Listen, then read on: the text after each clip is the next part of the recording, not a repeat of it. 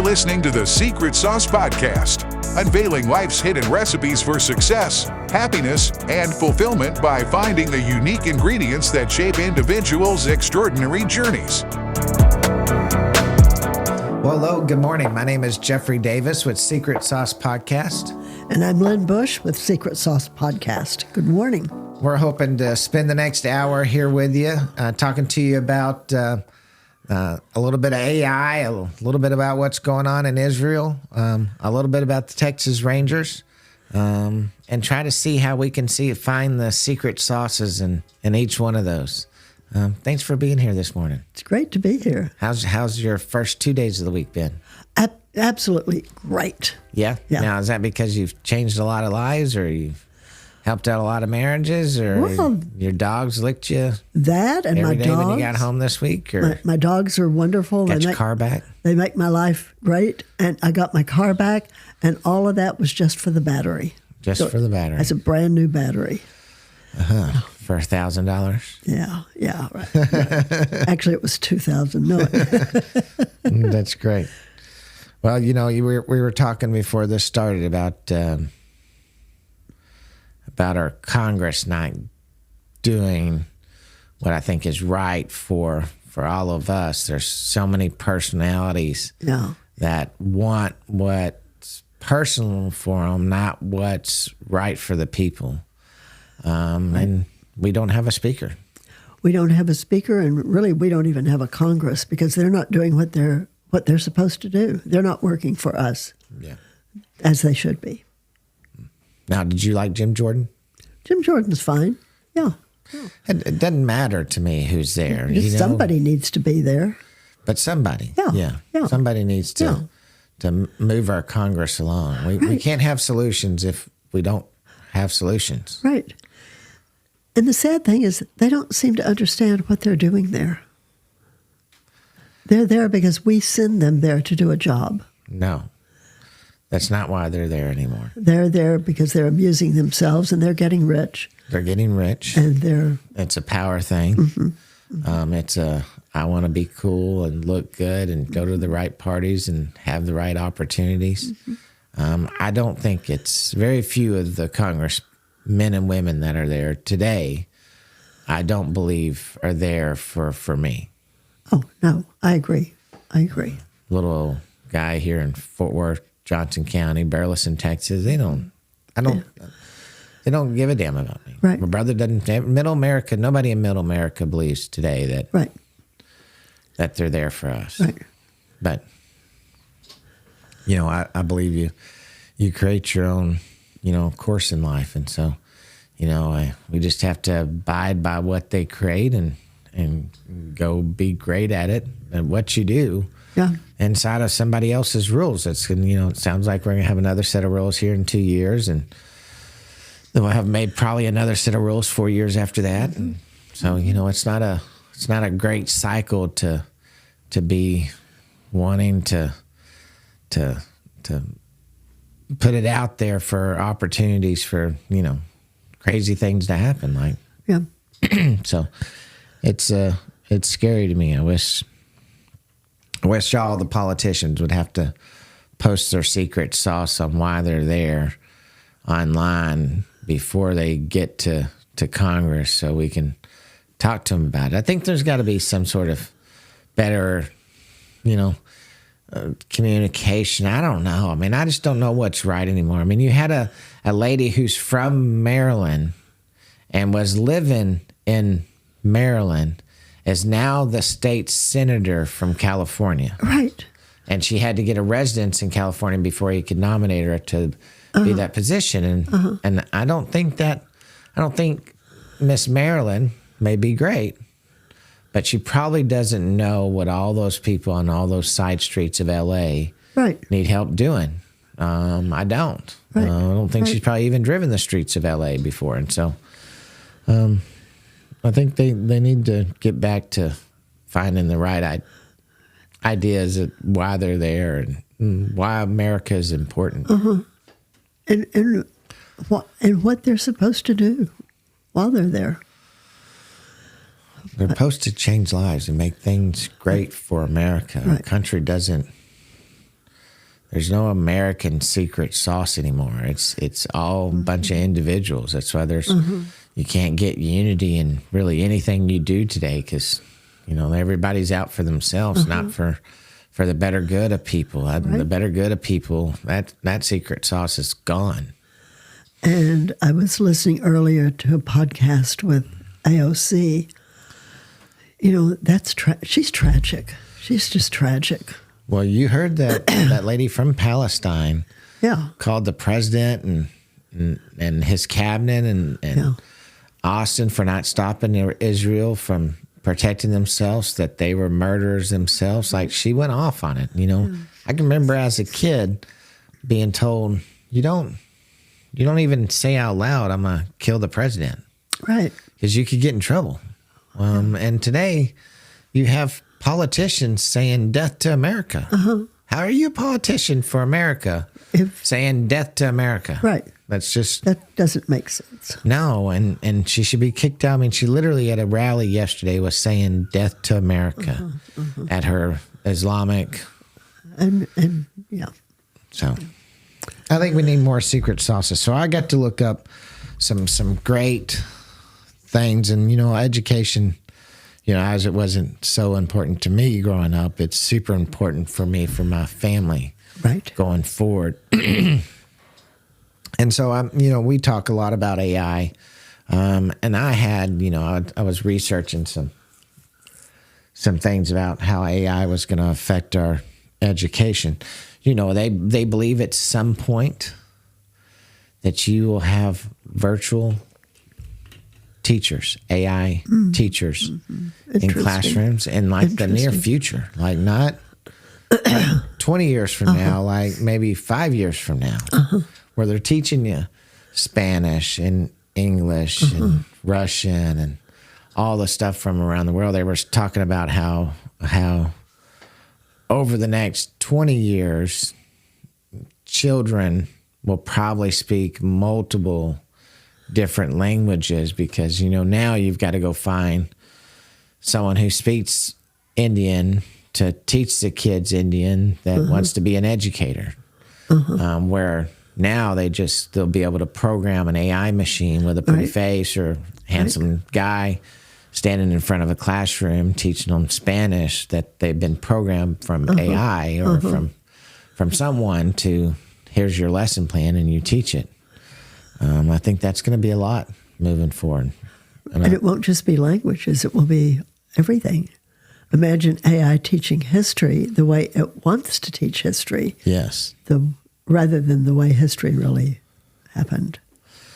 I was saying that it will be able to take AI learning and make it more specific for your child's learning disabilities or learning efficiencies. And so if they need to learn a different way, it'll teach them a different way. If they need to be pushed in math because they're great at math, then it will push them as fast and as much as they can learn. And so I think it will have the ability to cram more learning in a shorter time. Right. But what is it teaching? That's the question that it keeps being brought up, is it's only as good as the data that you feed it. Right. And so what are the people that are feeding it the data? What do they want my child to learn? And that's what they will teach your child. Yeah. So it means you'll have to be more involved in what you want to teach your child, almost in opposition to what AI may be teaching your child. Well, but you're going to have strong family values and beliefs, and our culture no longer has strong family values and beliefs. Right. And if you're going to let a computer teach your children, they've got to know good, strong family values and beliefs. Otherwise, anything will be able to influence them in the future. But a computer is already teaching your children. See this? That's a computer, and it's teaching your children things you have no idea. Is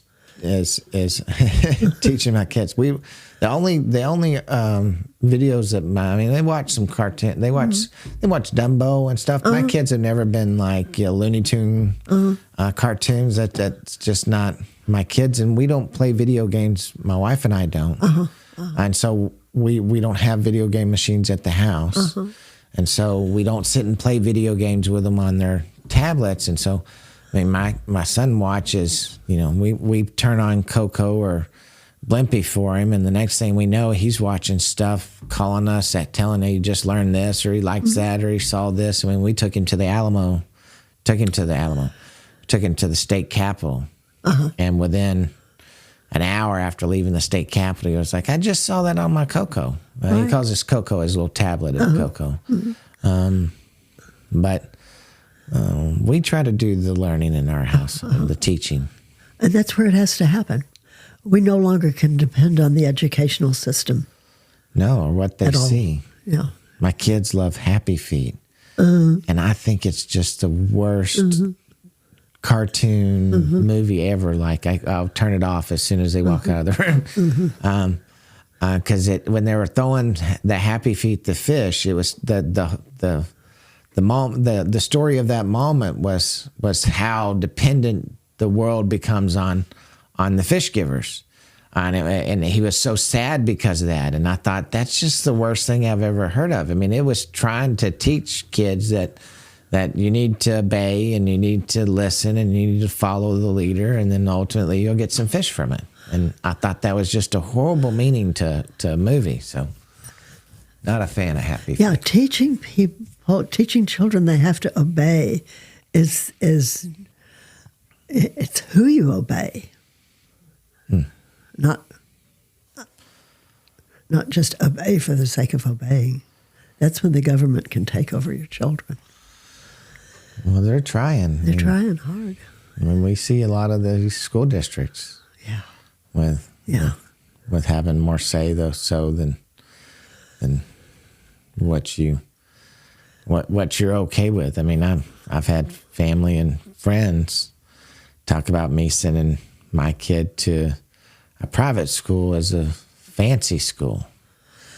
And it's not fancy. It's not fancy. That school's 20 or 30 years old. There's better technology built schools and school districts around me where I live. It's the people inside of it. It's the values. Yes. The values. It's not fancy. Right. It's the people that are in there demonstrating the right ways to live for life. Right. And having right core values. I mean, if they don't think private schools all have their own secret sauce, they're crazy. That's the difference between that and a public school. A public school just pleases people, and private schools have their own secret sauce. They have an agenda and a right and wrong and a theory and a purpose. And our school district today, they don't. They're there they're there like a gigantic daycare. They're here to please the kids, to pass the kids to the next grade, and don't cause any drama. They're factories. They're factories. Don't tell anybody they didn't do a good job. Yeah. And life is not going to tell you when you walk out of high school in your mom and dad's house that you're doing a good job if you're not. Right. Of course, there are a lot of people who don't even walk out of mom and dad's house. Not today. Because they haven't been taught independence. My brother's ex-wife's got her two oldest kids are living at the house. Her sister, since her mom and dad died, has moved in with her also. So she's got really 3 people in her house, plus my brother and her kids, that have never left the home. I mean, they're ranging from like 35 to 22 or 3, and they live at home with mom and dad. I was living on my own at 15. I know that's a lot, but... Well, I was 18, so I was a late You were much more normal than I was, so... But I couldn't... I don't go stay with my mom and dad when I would... If I could. Right. Because I'm not staying in their damn house because I didn't want to at 15. That's why I left. And so I'm not going to go back and pretend like I'm excited to be here. I'm not. Right. You know? Yeah. We wanted to move out as soon as we could. We wanted independence. We wanted to drive as soon as we could. Because we wanted the independence and we wanted to grow up. Yes.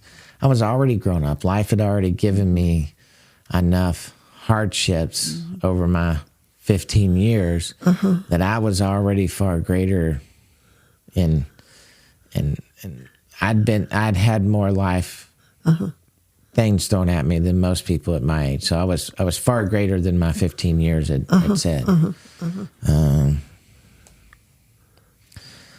But I don't know if it was the independence. We all want that for some reason. Mine was just to get away. Like I had so many people trying to tell me how to live my life their way. And I was just never that person. I was going to live my life my way. And you had a sense of what was right also. Oh, no, I broke the law a lot. Yeah. Well, I was in trouble all the damn time growing up. You still had a sense of right and wrong, even though you were maybe breaking the law. You knew what the law was. Yeah, I knew what the law was. I knew when I broke it, I was breaking it, absolutely. And I think that's different than in current times. I'm not sure people know what the law is or care. I don't think they care. We see, I've witnessed it twice and thought, do I chase him down?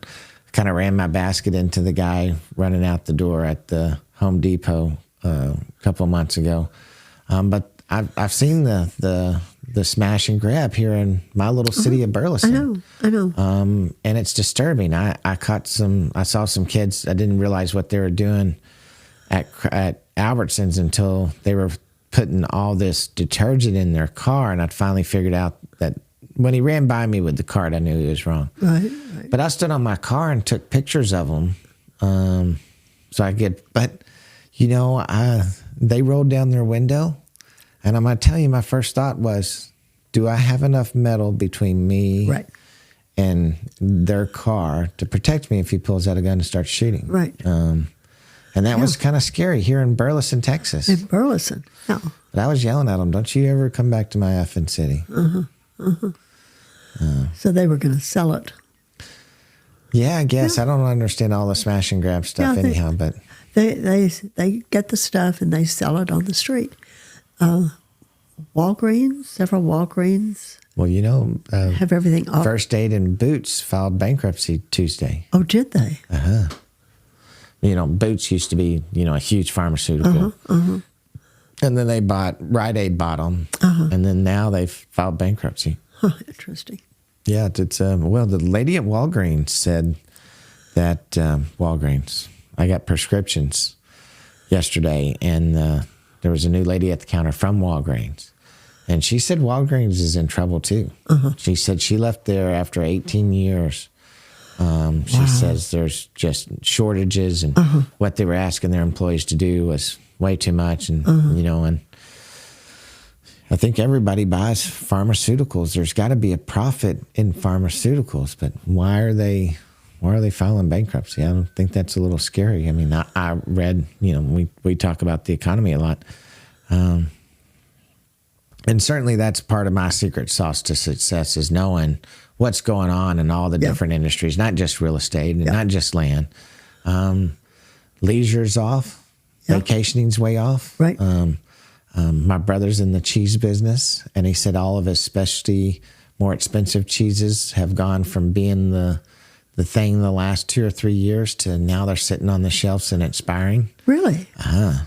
And I heard Louis Vuitton was down 20 to 30% in the last quarter. Rolex was off 10 to 20% in the last quarter. Yeah. And so those all the higher end goods are slowing down. But to me, that's the home industry right there for you.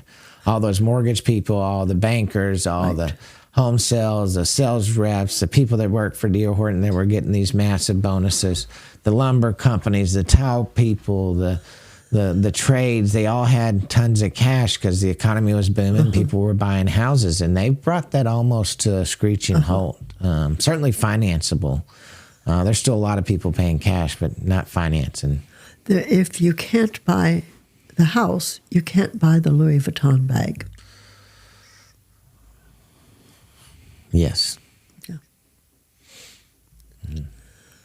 So. You have a Louis Vuitton? No. Now, come on. I don't. Over your few years you've been around, you're telling me you never at Louis Vuitton one time? Something fancier? No? Just not into handbags? I just don't like handbags. Yeah. Yeah. I bought one for my wife when we had a couple of big events happen for us. And it was cool going in there and buying it. And I could have ordered it online. And I actually know some people that are in the purse trading kind of business. I don't know how they're from Vietnam. But I called her and I was like, hey, I want to get my wife a Louis Vuitton. And she goes, oh, I can't get one for you. Is this her first one? I was like, yeah. She goes, oh, I can't get it for you. And I was like, what do you mean you can't get it for me? And she was like, oh, no, she's got to go to the store. Yeah, that's the cool thing, to go to the store. Right. She said, she's going to get one, you got to take her to the store. Right. For her first one, I'll get her the next ones. But I mean, and that's her secret sauce. I mean, you walk in there, it's, there's a secret to why people are successful in their different industries, why someone's handbag's worth $4,000. It's probably manufactured for the exact same thing that a handbag at $100 is manufactured for. But there's something about that experience. Yes, it's the experience. You know, Saturn was an experience. Louis Vuitton's an experience. Neiman Marcus is an experience. Right. You ever stayed at a Ritz-Carlton? Yes. That's an experience. That's an experience. You know, we used to have, I've told the story, maybe even told the story on the podcast, but we had a manager. We had an owner, Mike Edwards, got back from the Ritz-Carlton. He was one of the owners of the car dealership. And he came in carrying this little book that they give all the employees at the Ritz-Carlton. And he flipped through it to customer service, about how they do customer service. And if you ask a bartender about a pillow in your room, he's stopping bartending. He's going to go find you a fix for your pillow in your room, and then he's going to solve your problem. It's the first person asked is with that problem until it's solved. And the secret sauce behind that is it makes the person feel important. Yes, if you're stopping what you're doing. That's what they're selling, helping you feel important. Well, but isn't that what everybody's selling? I mean, if they're great at what they do and they make you feel important, you're going to buy their shit. Yeah. It just happens. Yeah. Making you feel important. Yeah. So is that part of the secret to keeping employees and long marriages? And I think so.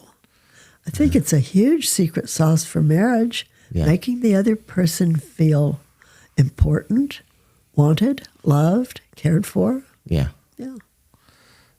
I think it's the same with private school. You know, we were talking about education when we started, and it's the exact same thing that I feel. My son has no issue going to school. Right. Where I've had issues with him prior to him going to that school. And it's because they make him feel important. I mean, Miss Bobo does whatever she does all day long.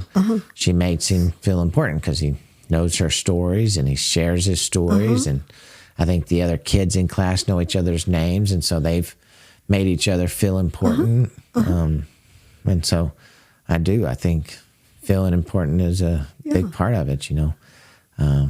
Wells Fargo, Bank of America, 15, 20 years ago, when there were these little bitty small branches out of North Carolina and the West Coast, they grew. Both of them had CEOs that came out of Northwest Bank. You remember Northwest Bank? Okay.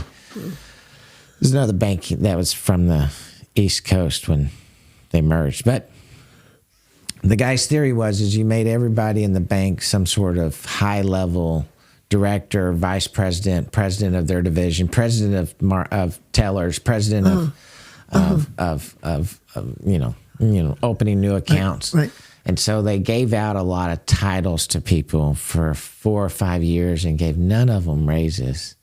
And it really, really increased their bottom lines. And the banks grew massively because they felt important to come to work because they wanted to be able to tell their friends that they were the vice president of Wells Fargo on Hewlin. And really they were the vice president of teller money counting at the end of the night, last shift manager. But they felt important. They felt important. And that's all they did to grow Wells Fargo and Bank of America is give out titles. No pay raises, just titles. Right. And so at one point, everybody, you could walk into Bank of America, and every card you'd get would have vice president or better on it. I don't know. I don't necessarily have to feel important. I think it's a basic human need to feel recognized, to feel known, because if we're not recognized, we don't survive. You know? See, I've worked for some people that really had to be recognized, and I learned pretty quickly that no matter how much of what we were being recognized for, I was the one who created it. I was never going to get credit for anything working for the group, and so I went from having to tell you my story about everything of my successes to not sharing any of my story of successes with you. And it taught me a lot. I'm a better person today than I was because I don't have to sell myself the same way. Right. And you certainly don't have to pat me on the back and tell me great job because of it. I want to always tell people, just pay me correctly. If I have to come in and fight with you to get paid, you and I are not going to work together for very long. Want the reward. Yeah. Right. Look at I tell them, the people that I love are not in this office. They're not.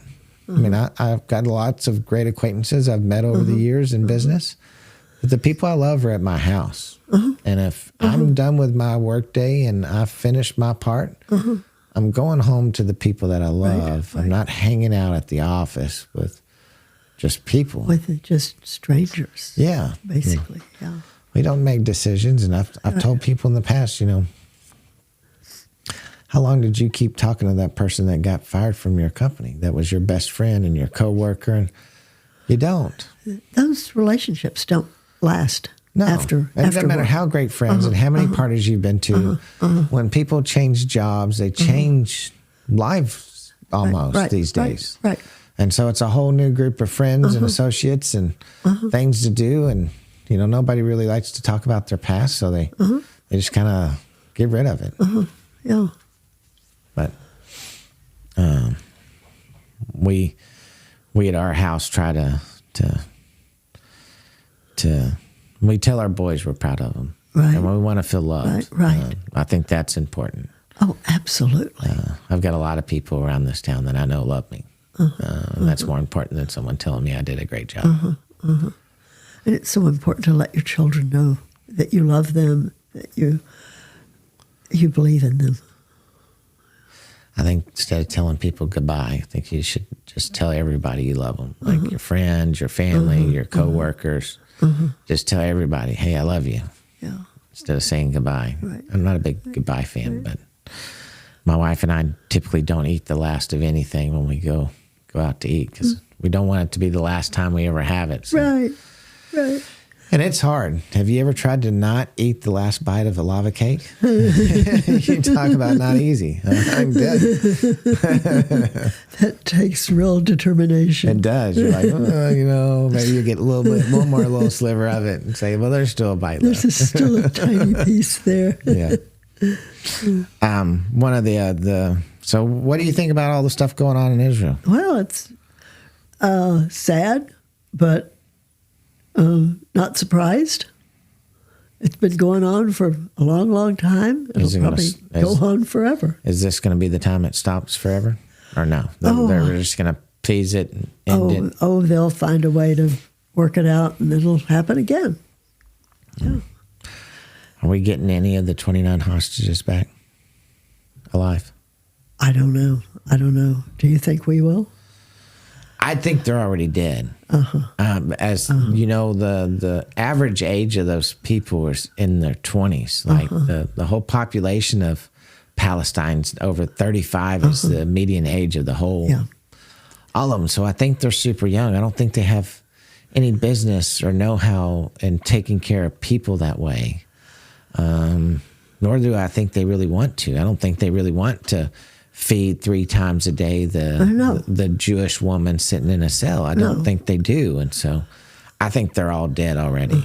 And they're just using, we've got them as hostages to to keep them from blowing them just off the face of the earth. And Right. I think they're all dead. Yeah. I think they've all been dead for And if they most of the days. are dead, I don't think Hamas cares. No, I don't think they care do. about anything. I don't know how, what in life makes you just hate people because they're different than you. I mean, Well, I have some judgmental things about people, but they were, I think, in my opinion, rightfully earned. But I don't want to kill them. Right. I don't really even want anything bad to happen to them. I just don't want to do anything with them. Right. But I don't get how you just climb a wall and go kill 270 dancing people listen to a music festival. You're trained to do that. But how are you trained to do that? Well, from the time we're talking about education. Yeah, there's no education over there. Well, but the education that is there is taught. They are taught to hate the Jews. That's what they're taught. Seems strange to us, but it's normal for them. Well, just hate in general is just strange. Like we don't have that Right. teeth grinding, Yeah. fearful hate for people. I mean, that takes a lot of energy. It's Why would you waste that much? destructive. Don't you have better things to do? It's hard to have a good life when you're hating people. Mm-hmm. That's ridiculous. I guess when you've got nothing but sand around you, I guess that makes it easier. I don't know. Yes. You think our government should be involved? Our government is involved. But do you think they should? Well, we take care of our friends. Do you think our government should be involved? I would be leery of them putting troops on the ground. Well, right. I don't think we should do that. I don't think we should do I think that. in today's ages, I think Donald Trump sent 27 cruise missiles into those barracks that blew up in Syria. Yeah. To show them I'm not sending another 21. Right. Because I sent you this many to tell you stop what you're doing and don't do it again. Right. Because the next time's not going to be 21, and they stopped. Yeah. I don't think flying our president to Israel to have 4 of the nations that border Israel tell the president of the United States, I don't want to speak to you. I think that was a very, very silly move. I think that's terrible. It just showed the rest of the world that nobody has, even these little states that are the size of New York City, don't have any respect for you, Mr. President. Right. I think that's what they said. And a very, very silly thing for the I president. think that's detrimental to the United States. Sadly, he doesn't seem to have very good handlers. And you know what? Our president of the United States shouldn't have to have handlers. He should that person should be so dynamic. They're teaching and telling the people below them where to go, how to do it. Right. I mean, I promise you, Elon Musk does not have a set of handlers that direct him. Right. He does and says whatever he wants, and they may go clean it up. And they may ask him, "Hey, you really want to send out that tweet?" And he might but say, if he says, "I'm sending it," he sends it. Yeah, and he may say, "Yes, I'm going to send it." Yeah, I think when a president has to have handlers, we have a problem. Wow. Yeah, I think we have a big problem. Yeah, I think we I want to have grow up to be the president, but I'm going to have handlers? That doesn't make any sense. Why? Well, this is what we started with.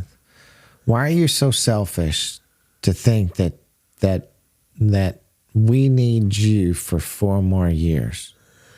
That's the problem I have, is that he knows he's not the best for America. There's no way he can. You're not making your own decisions. You're half haywire all the time. So what makes you so selfishly decide that we as Americans need to have you for 4 more years? Maybe when you know you're not the best of what we can have. Maybe his handlers told him we should have him. That's just not, someone didn't put the secret sauce right into him from the beginning, because that's not what you do for people. Right. And you're out there saying you're a public servant. No, you're not. Right. You're not a public servant. If you've served more time than you should be serving, you're no longer serving the people. And so I don't think he should be there for that reason, regardless of his other reasons. Right. I think we're going to have like the craziest election. I think Biden will either die or will be so incoherent by the elections that nobody's going to even be able to interview in the last 6 months or even see him because no one's going to want you to know how bad off he is. Well, it will certainly be an interesting election. And Trump will be in jail. It will be a fascinating election. We know that. It probably won't make any sense, but it will be fascinating. And again, the handlers will have to figure out what to do.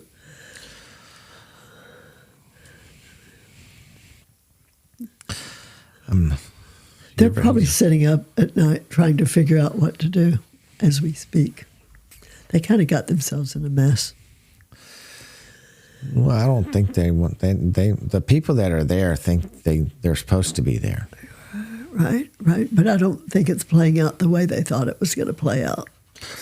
Well, they thought he'd be not so incoherent by now, or they thought maybe they Kamala thought Harris would be liked more and would have become president by now. Maybe they thought we were stupid. I think they do think we're stupid. Yeah. I think they play on the fact that we're stupid. That giving all these illegal immigrants work visas means that they can go get a driver's license. Right. And in most states in the union, if you have a driver's license, you can vote. You can vote. They don't question whether you are legal to vote. Right. They have to give you the voting paperwork and you can vote. And so unless somebody's checking the voters' rolls to see if Simi Sue is actually a registered voter or can vote. Or is alive. Or just gets a 1. Or is alive. Yeah. Lyndon Johnson once said, in Texas, we vote early and we vote often. Yeah, I bet. So it's an old behavior. I hope it's not this coming year, but in 2 years, I think there's going to be a lot of drama, a lot of issues. It will be very interesting. I think it's really going to, if the Biden administration doesn't do something to spur the home industry, you could have some really rough times. This recession that they said we avoided, I think, is just around the corner. It's going to come so big. Yeah. And, the worse things get in Israel right now, the higher the cost of oil is going to get. And, predictions at least over 100. There's some predictions over 150 by Christmas time, which means Christmas time is going to deliver $5 gasoline. Or more. Or more. And so traveling for Christmas will be down because the cost of traveling will be out of sight. Yeah. Well, the cost of traveling is already out of sight these days. Yeah. And if you're not the first plane to leave, then, that odds are you're probably going to have some layovers and extra time added into your trip. Probably the businesses that are going to do well are the businesses in airports because there will be so many people sleeping over. Yeah, sleeping over in the airports, that's for sure. Right. Don't you wish you owned a bar at the airport? Yeah. Maybe you should have done that a long time ago. Right. Or you could sell sleeping bags. There you go. Start a business selling sleeping bags. Sleeping bags at the airport in case you're laid over. Ones that are approved for you to lay on the ground at the airport. Yeah, because you will be laying over. Yes. That's a fact. Now, you don't like to fly. Do you drink when you fly? Do you drink now? I don't drink now. I used to drink when I would fly. I used to drink a lot when I would fly. But I don't drink any longer. Yeah. How long? When was the last time you had a drink? About 8 months ago. Last time you were drunk? Oh, gosh. Many years ago. Many years ago. This century? Huh? This century? Yeah. I'm just playing. Let's see. Not this century. That's right. Not this century. Not this century. I think the last time I was drunk was probably in the 80s. In the 80s? Oh, wow. Yeah. Sadly, I could drink more alcohol than I needed without having the effects, which is why I quit drinking, because I wasn't having the effects and I didn't think the alcohol was healthy. It's been 9 years and some months since I drank. Good for you, yeah. And the last time I was drunk was probably 2 or 3 days before I stopped drinking. Yeah. But it's just not something that's in my... It's not something I need to experience anymore. Yeah, I know. I guess that's, I did it a lot. I had fun doing it. I'm not going to tell my kids they can't. I'm just going to watch them much closer than my family watched me to make sure that they don't want to drink all the time. Yeah. I'm seeing, in my practice, a lot of alcohol issues post-COVID. Post-COVID. Started drinking during COVID, can't stop. Right. Drinking a lot during COVID, working and drinking all day long because they were working from home. It's creating some big problems now. Yeah. And so how do you coach that one better? I try to get them to... the person you're telling to stop drinking is not going to stop drinking. They're not going to stop. I try to get them to go to AA, which they don't want to do. Sometimes I try to encourage them to go to rehab, which probably isn't going to work. And I try to get the spouses to go to Al-Anon, which is a really, really positive thing we have. But nobody wants to go to Al-Anon because they think it's not my problem. Why should I go? So there isn't much, honestly, that can be done unless the person themselves decides to stop. Yeah, and it has to be a decision on their part. Yeah, and it's a commitment to stop forever. Right, forever. Yeah. If you have a problem with it, there's no amount of time. Right. Is enough time to overcome. Right. The things that it could cause in your life. Yeah. And just for me, it's the idea of being back doing the things that I was doing when I was drinking. Yeah. Don't want to be a parent like that. I think it'll be great to. Right. My kids will know that their mom and dad don't drink, and I've never drank in front of them, and so I think that'll be an experience. I didn't get to live through that for sure, but I think that'll be a good secret sauce for my boys. My parents didn't drink, and I didn't drink in high school, which meant I got invited to every party because I was the designated driver. I didn't drink until I was 21. And I think the fact that I didn't see my parents drinking made it a lot easier for me to manage.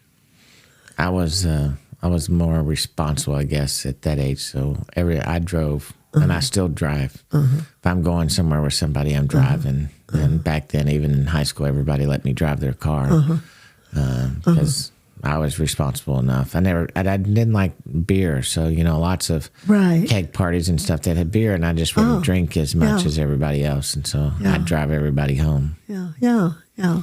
That's kind of what I did. I was the driver. And now I'm just the driver. I'd rather. It's easier when you're the driver, just like we talked about. This is, you're my guest, and I make up the rules. Right. If I'm driving, and I'm ready to go home, we're going home. Right. I don't have to ask somebody permission. You tell everybody what you're doing, and they either jump on or get a cab. Or I guess not cab, but. Now, I wasn't always very responsible when I was driving because I did like to drive fast, so.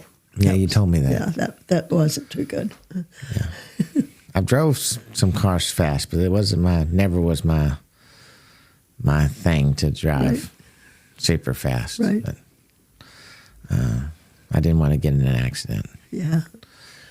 I didn't want to see the popos. I didn't want to have to talk to some police department guy at the stop sign that I just ran into the back of a car. So I didn't drive too fast. I had an accident on that interchange in Alpharetta and I-35. A truck hit me.